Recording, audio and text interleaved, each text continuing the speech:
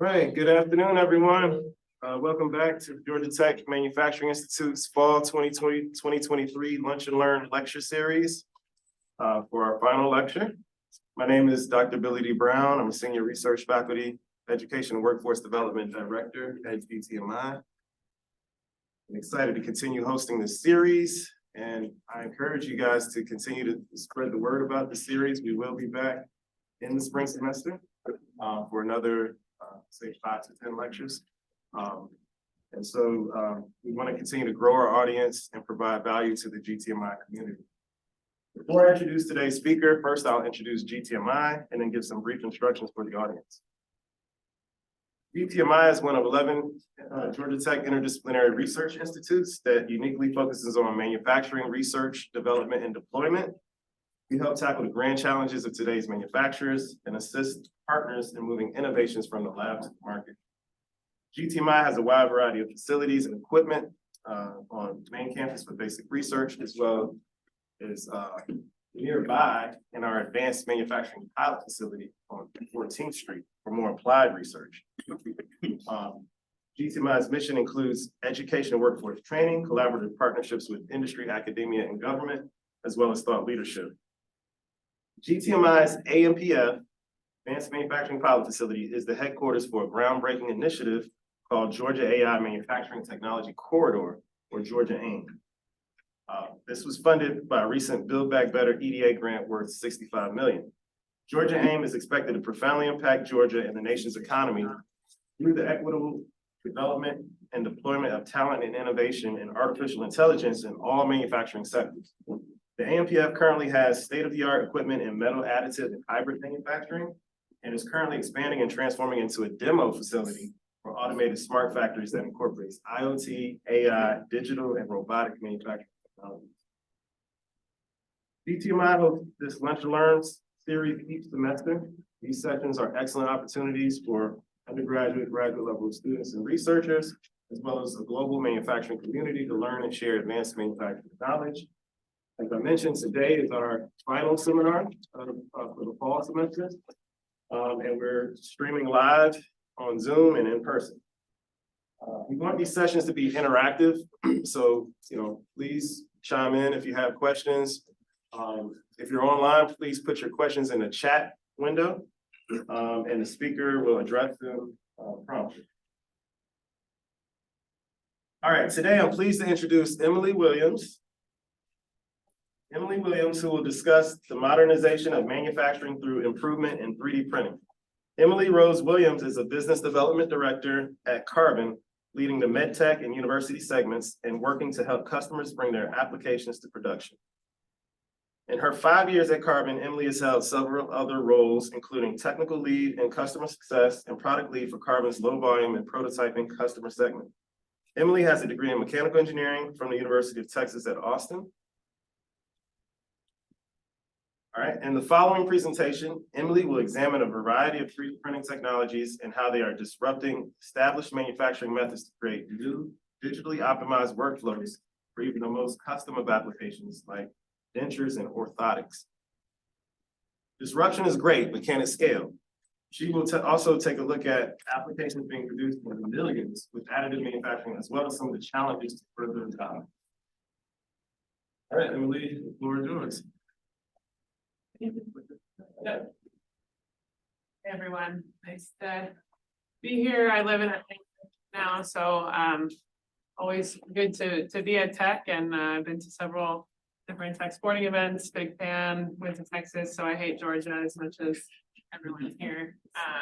I'm here today to talk about 3D printing and more specifically additive manufacturing. So I will be a bit biased towards Carbon. That's where I work. That's where I've been for the last 5 years. But I do think we are kind of leading the way in terms of disrupting traditional manufacturing methods with additive manufacturing. So that's where I'll start. And also feel free to jump in and ask any questions throughout the presentation. It can be very interactive today.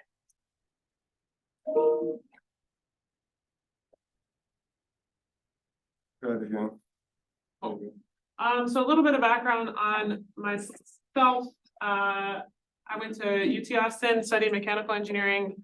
Wasn't sure that I wanted to be a mechanical engineer, but figured that was a good place to start. And then did some research on BME with an awesome professor out there, and got really interested in kind of the biomedical world. So started in research at a small startup. It was like 10 of us trying to make a wearable hydration monitor, and ran over 1,000 trials of athletes coming in to ride on a bike trainer in a 100-degree room for 2 hours while I drew their blood 4 times, and throughout the course of their trial. And we tried to measure kind of their osmolality over the course of the trial and match it to the data that we were pulling with a light-based sensor. And when I realized that wasn't going to work, decided to find a new job and found Carbon. So moved out to California, worked there at our headquarters for a couple of years, and we opened an office here in Atlanta. And I've been there ever since. Kind of made it back around to medical is really the main focus, and university. We've got several universities with Carbon printers that are using it for a number of different research opportunities. So you'll see we do a lot of elastomer stuff, so a lot of work in soft robotics, a lot of work in kind of specific materials development research opportunities with different universities. So leave that segment as well.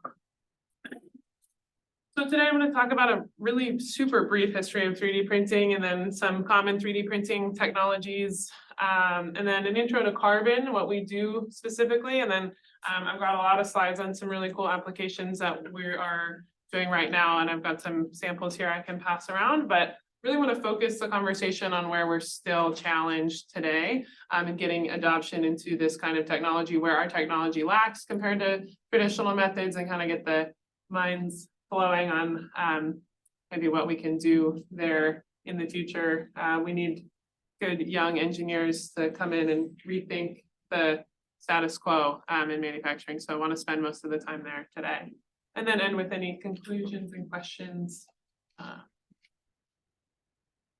Cool. So how many of y'all, how would you say you're familiar with 3D printing? Yes, yeah, okay, good, cool. So I don't need to spend a lot of time on it.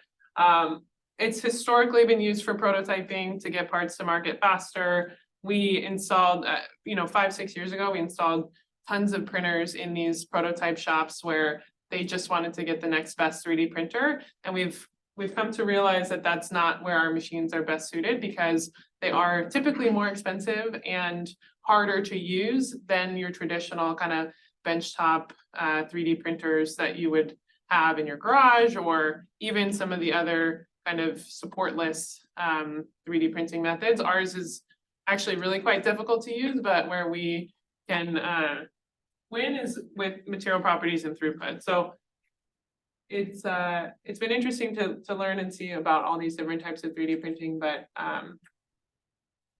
that is not where we are going to really live at Carbon anyway. So a quick overview of some common 3D printing methods. You've probably heard of FDM, a lot of great, really inexpensive 3D printers. You can get 3D printers for your kids. They're really easy to use. The software is intuitive, low cost, parts come out fine. The print speed is really kind of slow, and the materials, the layers, you can see them typically. They're going to have some anisotropy in the layers, and they're great for prototyping, but that's about it. SLA, on the other hand, the parts are going to look really awesome. They come out, they kind of feel like prototype. They're typically more expensive. This is actually the first type of 3D printer that's ever been made, and they've come a really long way in 40 years. I mean, they're you see some parts and they really look and feel exactly like a final part would feel, but over time, and if you drop them on the ground, they're just not going to really hold up like an injection molded kind of part would. The print speed is also pretty slow. It's a laser technology, so you got to trace around every single part of the platform. But you get really good fine feature details. And then SLS is the last one I'll talk about. It's powder-based system. So we see a lot of folks using powder-based for surgical guides, bone guides in the medical space. You can use them for a number of larger, kind of thin-walled applications. The material properties are really good, but the feature resolution is not quite there. So anytime you have to have like really small, fine holes or fine kind of connecting latching features, you're going to struggle with an SLS system. But again, these don't have supports on them, so for really large, complex parts, it's a good, that's a big plus of SLS. So that's where we get to carbon.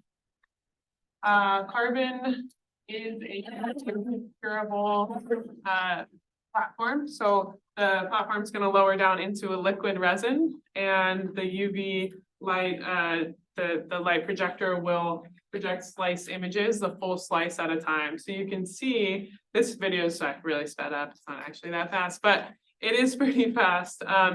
And it's the whole platform at a time. So you can see the part will lift out of the resin, and each slice is curing at the same time. And we have a technology that utilizes a dead zone. So the dead zone is about 100 micron thick layer of oxygen that's actually kind of pipes through the window. And that layer will inhibit the cure fully.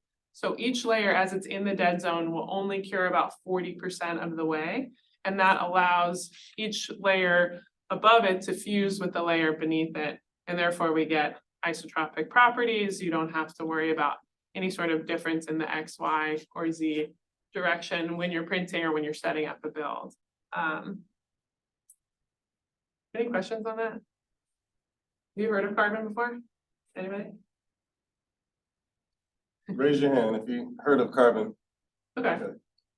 Cool. Yeah, it's a our founder did like a TED talk, and his idea was from the movie Terminator of I actually haven't seen it, but when something's born out of the liquid and it grows. So that's where it came from, but it's a pretty straightforward process. It allows for isotropic properties and also really fast throughput.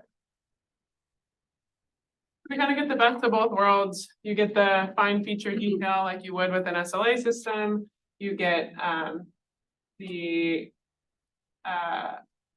benefits of the materials that you would get with FDM and SLS because of that two-part chemistry. And so therefore, you kind of compete with other traditional manufacturing like injection molding or like traditional machining. Okay, and then the other benefit of the carbon technology is that it is a two-part material. So like a traditional kind of polyurethane plastic, you're going to have a part A, a part B. They're going to mix together before the print, and then you've got a pot life on that material like you would with like a two-part setup, even just a casting mold or anything like that. And then the parts are baked after the printing process. So that kind of sets in a second level of mechanical properties that you wouldn't have with traditional 3D printing. So your parts in the green state are going to be really soft and brittle off the printer, but then once they bake, they can be really hard and strong. So for our elastomers, they'll come off with really low tear strength. You can really just rip them quite easily, but then once they go through the thermal cycle, they're really super strong. Cool. And then we did some studies on the XYZ. So you really get those isotropic properties. You don't have to worry about that when you're setting up the builds, and that's where you can win. So this is the fun part. Our production applications today, I would say our biggest application so far is the Adidas midsole. So around these are my cleanest ones. You can kind of see these are sold today on Adidas website, just everywhere. We printed over 2 million pairs of these shoes so far. They started out really super expensive and now are within the range of what you would pay for an Ultra Boost foam sole. Each pair prints in about 20 minutes. And there's hundreds of printers in Asia and in Germany that are printing these kind of around the clock. So we do new product drops all the time with the 40 forwards. The design itself was designed to kind of work with the runner's gait. So it helps the runner kind of push forward, but also you can have various densities in the lattice, kind of in the toe versus the heel versus the arch, without having to, you know, cut out different pieces of foam that might be tough to do. You know, one does that with running shoes today. It's all just one piece of foam. You're stuck with whatever foam you chose, but with the lattice structure, you can really vary that. And eventually, you know, the idea would be you could go to an Adidas store, scan your foot, tell them about your activity level and what you want to do with it, and then they could print you out a sole that's perfect for you personally. Yeah. So they've been our biggest kind of production application so far. They're actually really comfortable and nice to wear. So highly recommend those shoes.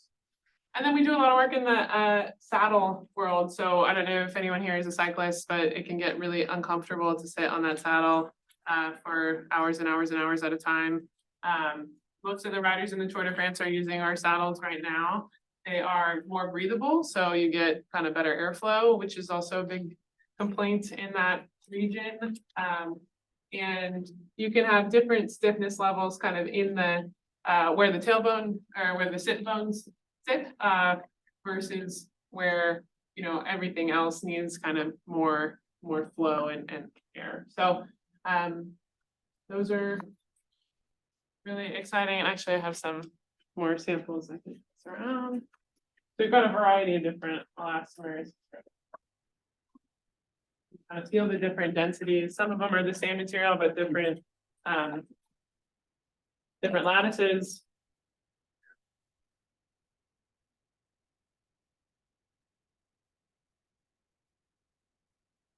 And then another custom application, this one's not so much changing the lattice parameters to be custom, but it's actually scanning a player's head for Riddell. So we make the football helmets for many of the NFL players. We'll scan the player's head. So with better fit, you get better performance.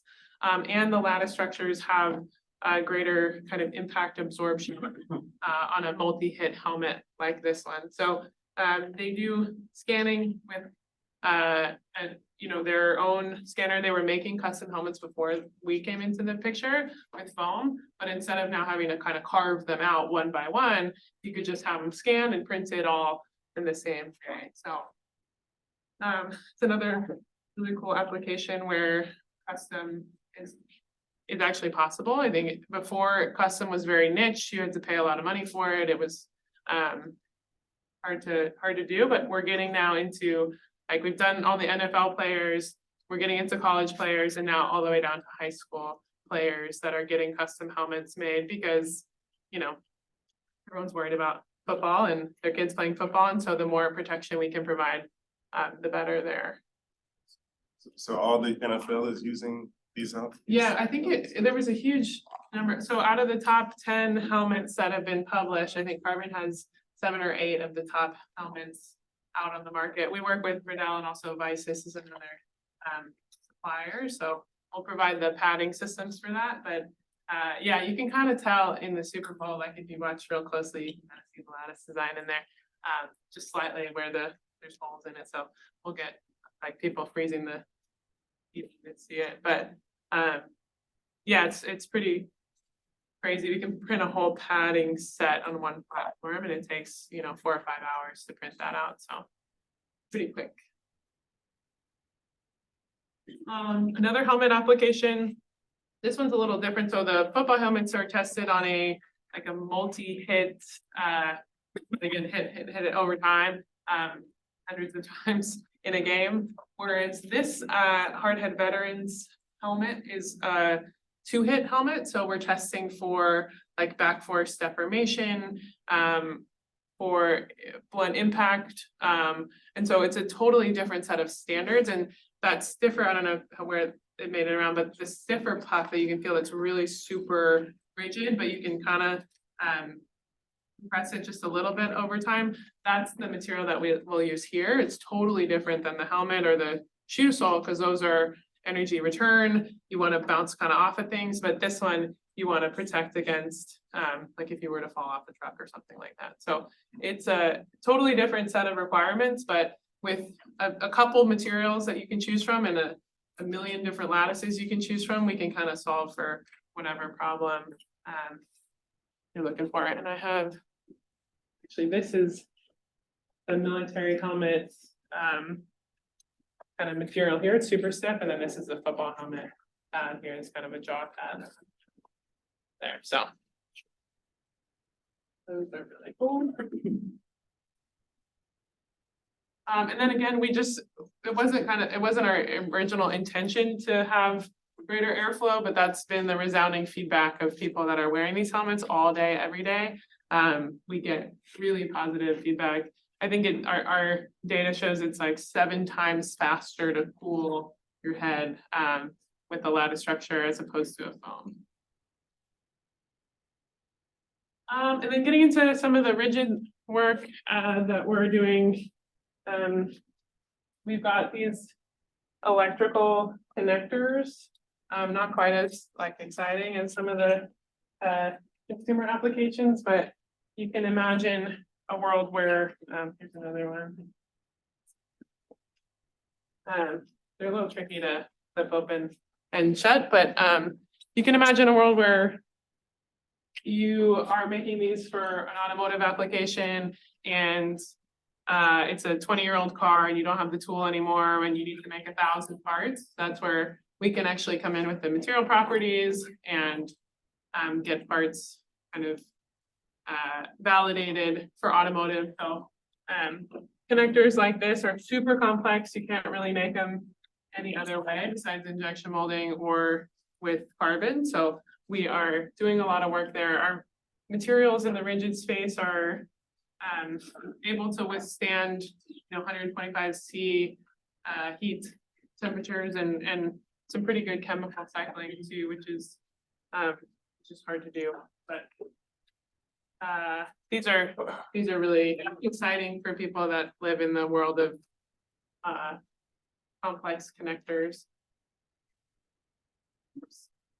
And then Ford's done some really awesome stuff with our technology. So the Raptor delete plug is made for Raptors in Japan. They don't have fog lights, so they had to plug the fog light buttonhole, and there were only not that many people buy Raptors in Japan, so they created this kind of cool looking plug to just put into the vehicle at low volumes, but kind of came in handy because the tool for that would have been super expensive for 1,000 trucks, so they're saving themselves a lot of money there.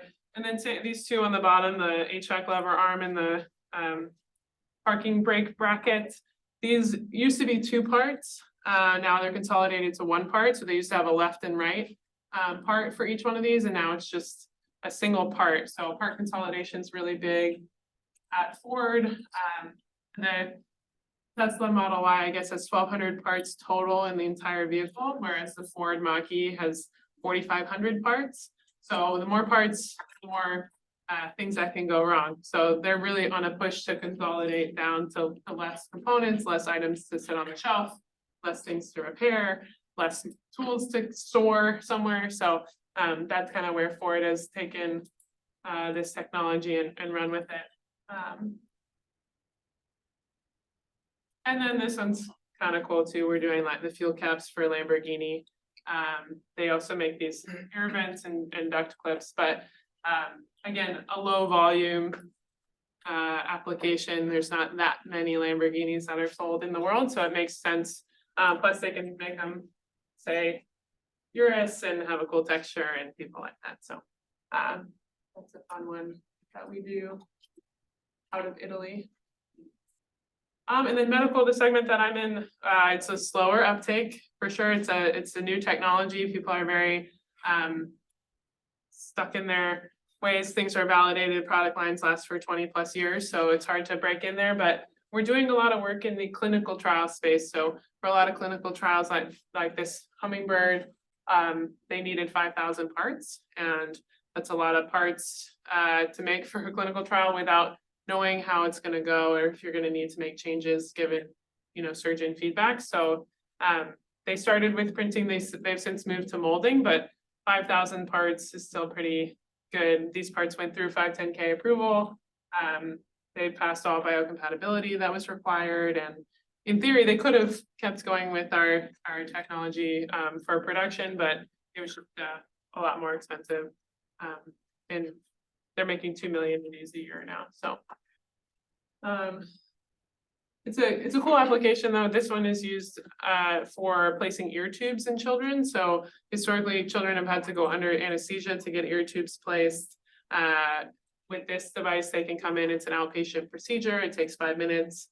So the parents don't have to take off work. They don't have to schedule a whole day at the hospital. But the before and after time in the procedure is way longer than the actual procedure in the OR. So keeping kids out of the OR is a big deal.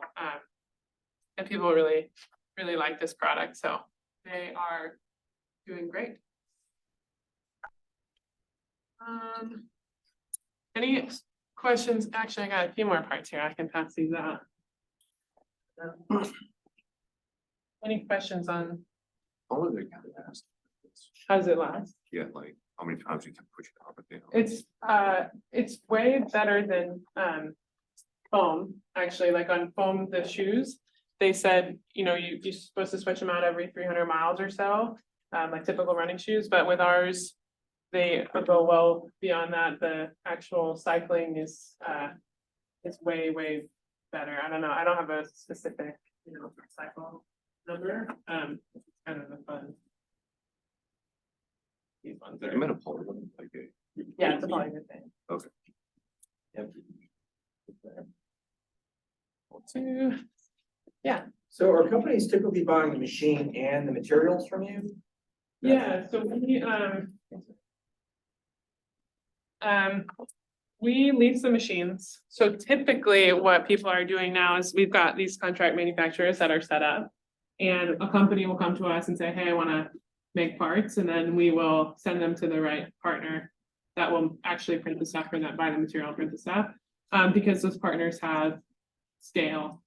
So they buy resin in giant totes, which makes things way more cost effective as opposed to people bringing in printers themselves, which we'll do sometimes. Like in the medical space, everyone wants to buy a printer, and I will tell them, it's a lot to set up a whole production environment. So I would recommend always starting to outsource from a partner, from a third party, until you build up enough volume to fill up a machine. But the machines are really fast. So to fill up a machine, you need several applications, and it's a subscription service. So take some time.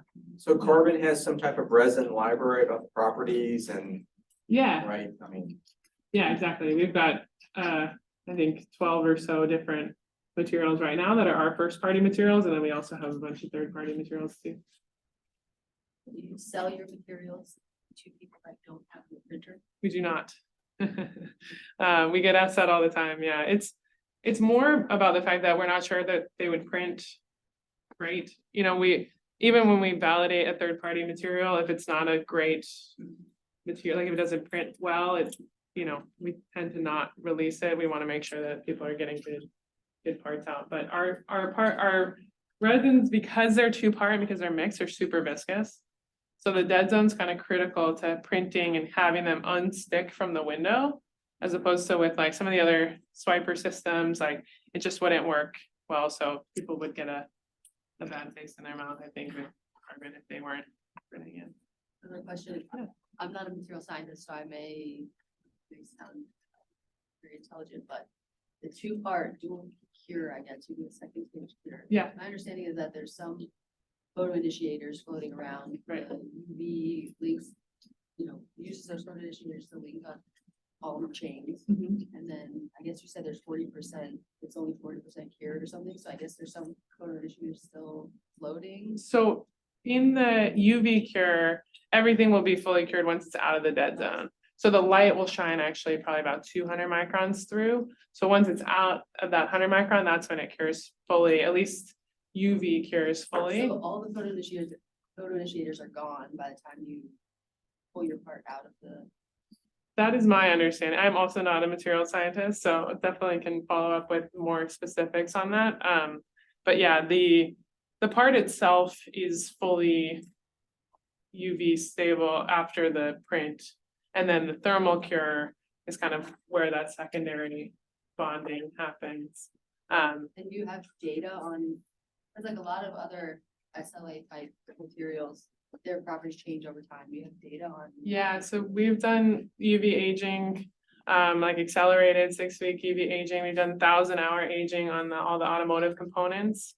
And it's really super comparable to injection molded plastic. I mean, even injection molded plastics are going to degrade over time with UV, but yeah, we've got one part materials that just completely, like you leave them on your desk for a week and they're brittle when you just look at them the wrong way, but our parts will hold up over time. I mean, they're on cars and stuff, so they have to last, but yeah, we've done a lot of testing on that. I think people still don't always believe it until they put their own parts through functional testing. And on a TDS, you're gonna look at a one part material and our material will look almost identical because they do the TDS testing right off the printer. But it's really about those aging studies that.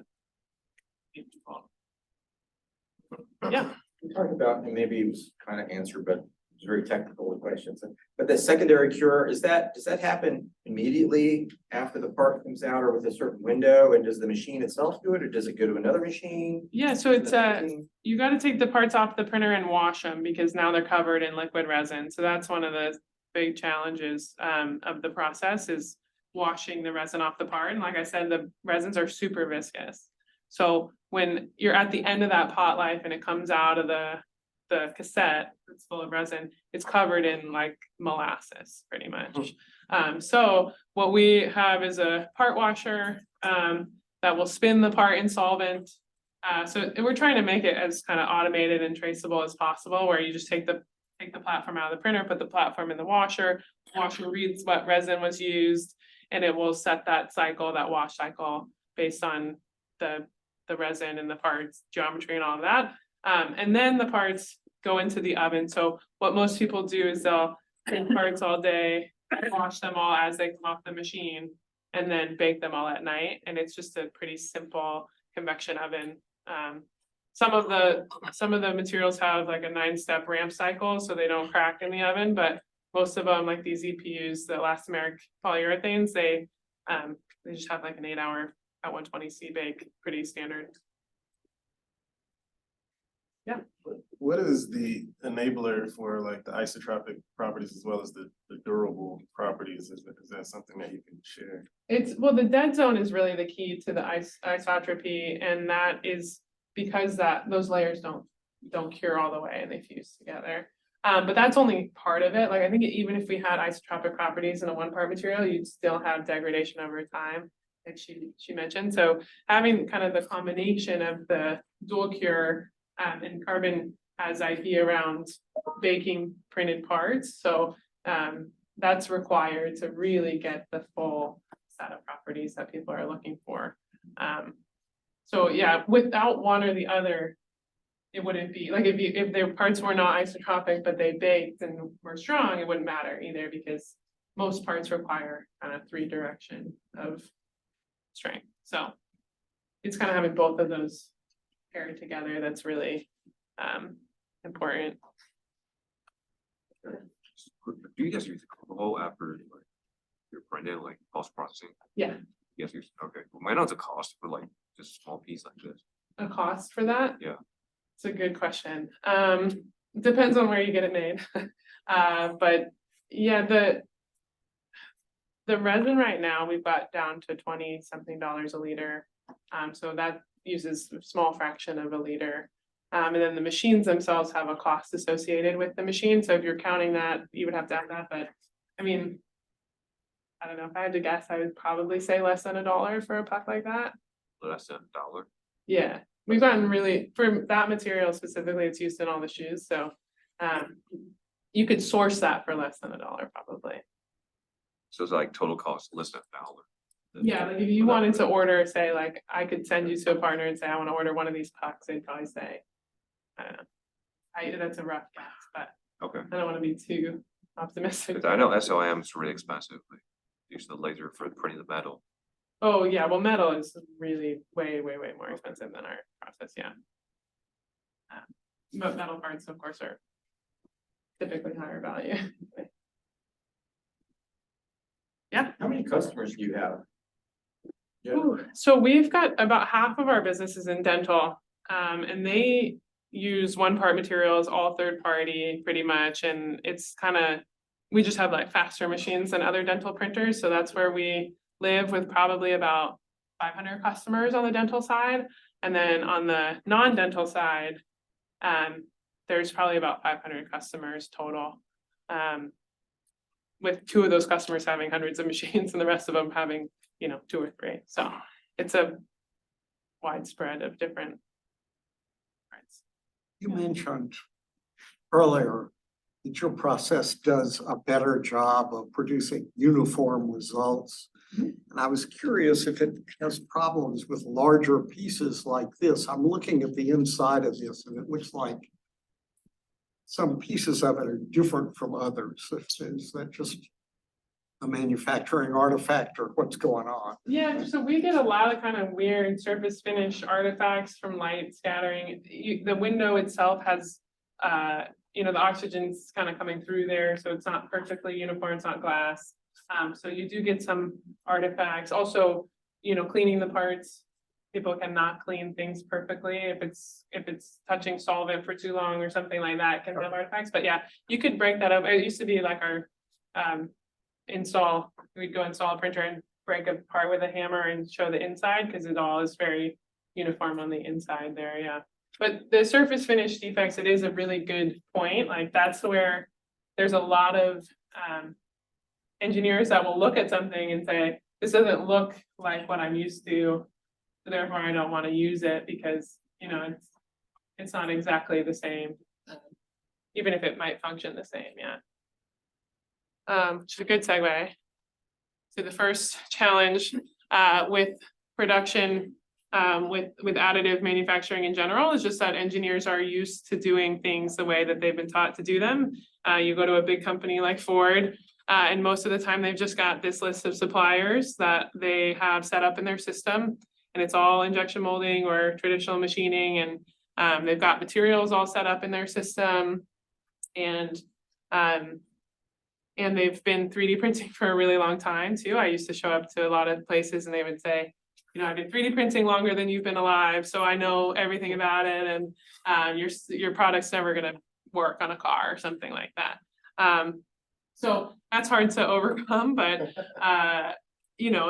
historically, additive has been used for prototyping. You see parts that break and you're not convinced until you really get used to it. So it's been tough to change the stigma that additive is used for prototyping. We're getting a lot of young engineers coming in now that are really excited and interested in adopting a new technology.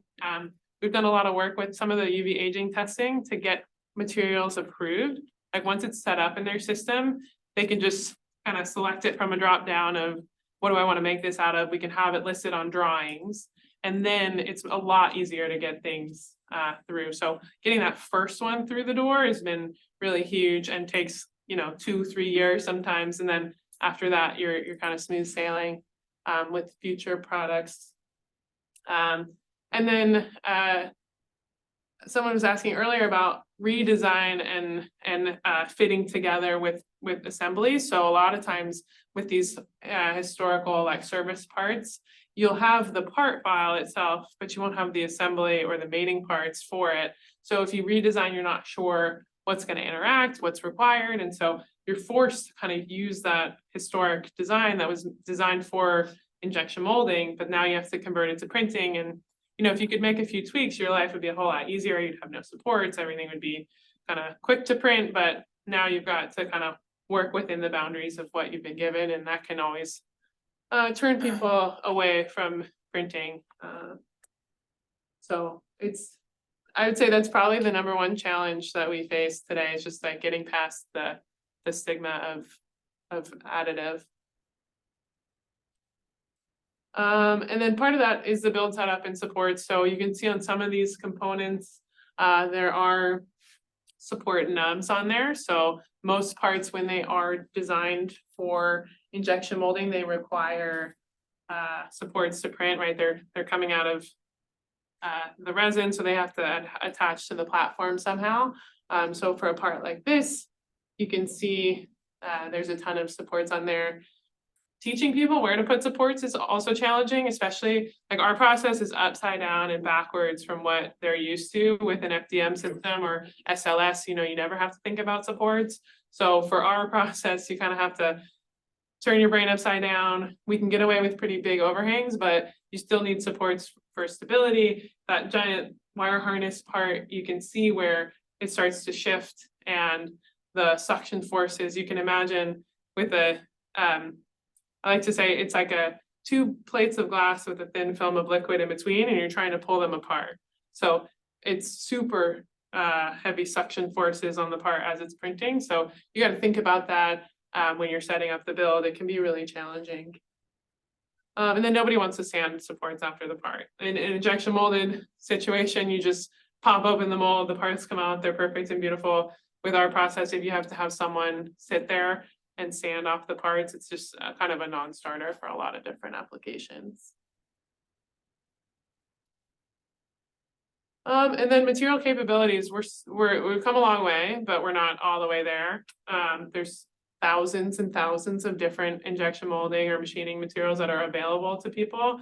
So we get asked for the same things all the time. PEEK, for instance, has an amazing chemical resistance and amazing heat deflection temperature. So we can come close, but nowhere near PEEK. Is kind of a perfect material in a lot of people's eyes. D3O foam is super cheap. And it's used for like all the shin guards and knee guards and helmet pads and things like that in the world today. So everyone, we're aiming for D3O when we go for cost effectiveness. Because we can typically beat it in performance, but we're going to be cheaper. We're going to be a little bit heavier. So we're trying to always kind of reach that standard. Delrin, everyone loves Delrin when they're machining. It's got a really nice surface finish. Some of those connectors, when you open and close them, you can hear it.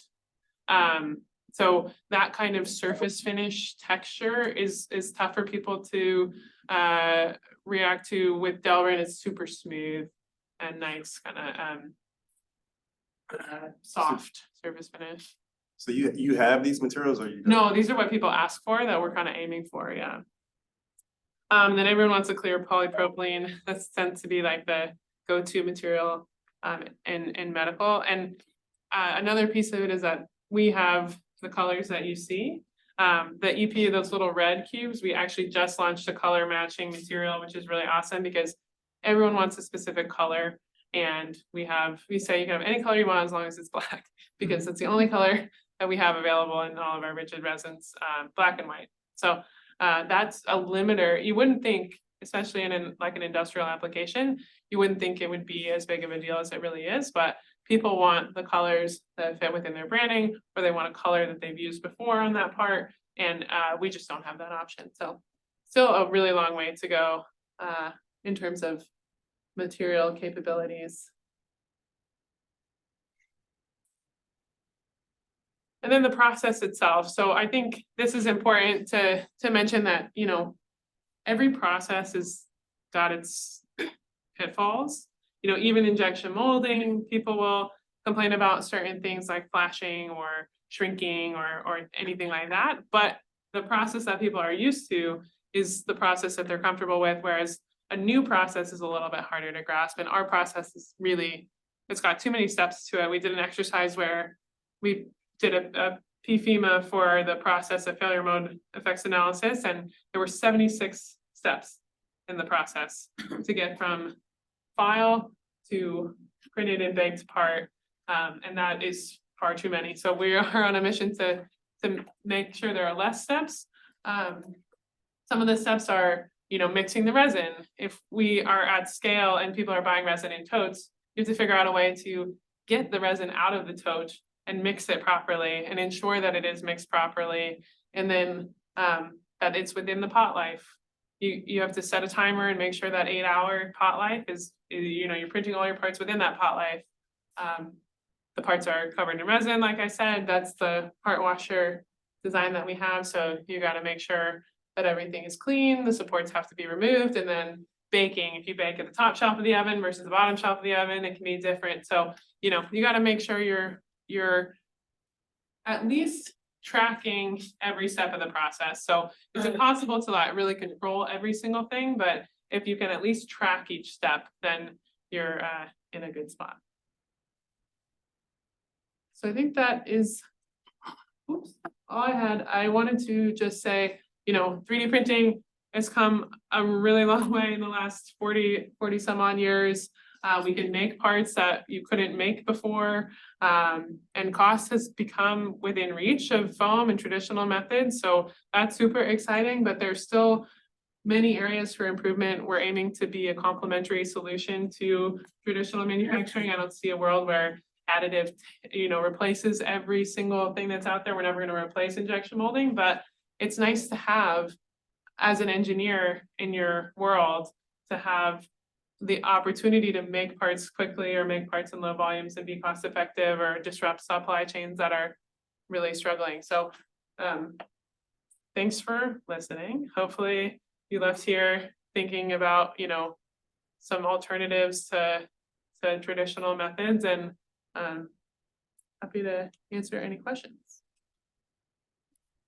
Well, we definitely want to thank you, Emily, because I know you have an international flight coming up. So we thank you for taking time to give this presentation.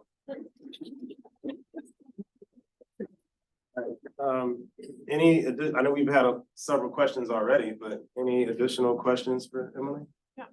Good question. So you mentioned educating the engineers for designing, right? Correct. Yeah. What are some of the common challenges? Yeah, it's a difficult process, right? Like, I think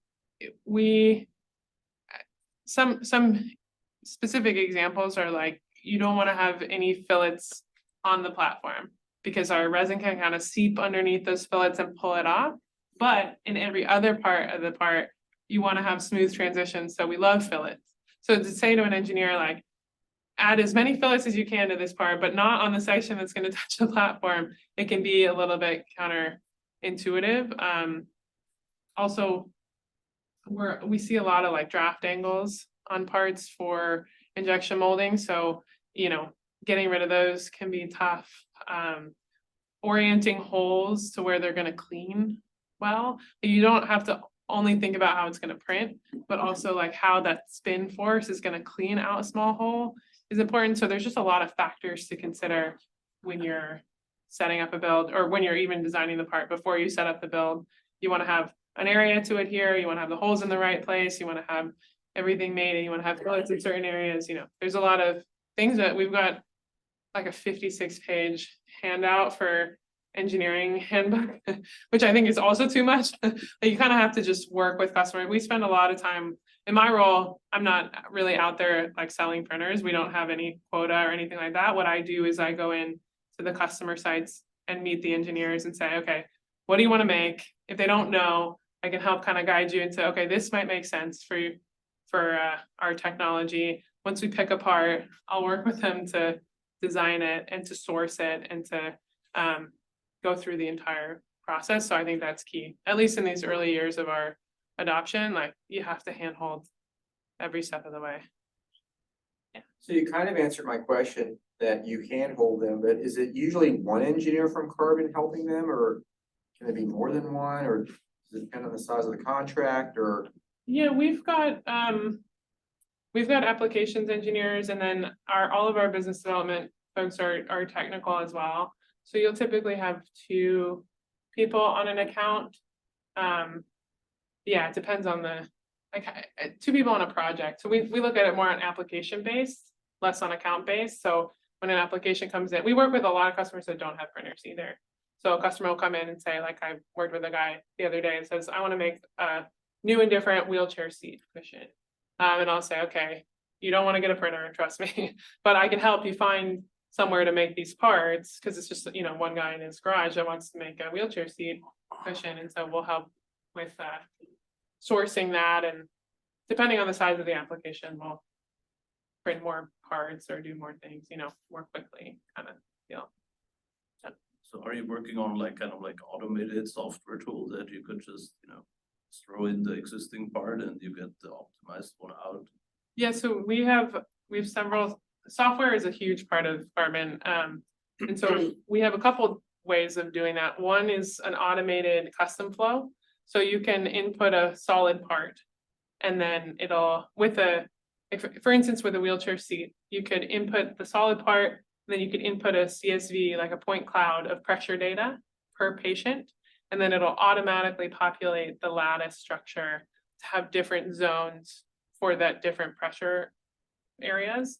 And that's really key, because custom, like, everyone wants custom, but it's not really worth it if you have one person sitting there designing every seat. Like, our printers will print the seat in 4 hours, but you have someone designing it in 8. Like, it doesn't really matter how fast your printers are anymore. So we're doing a lot of work on the custom side for dentures. You can just throw in a bunch of denture parts. It recognizes where the teeth are, so you don't have supports there. It'll set them up, it'll lay them out, it'll overflow the build to the next build, kind of thing. So that's how we're automating there.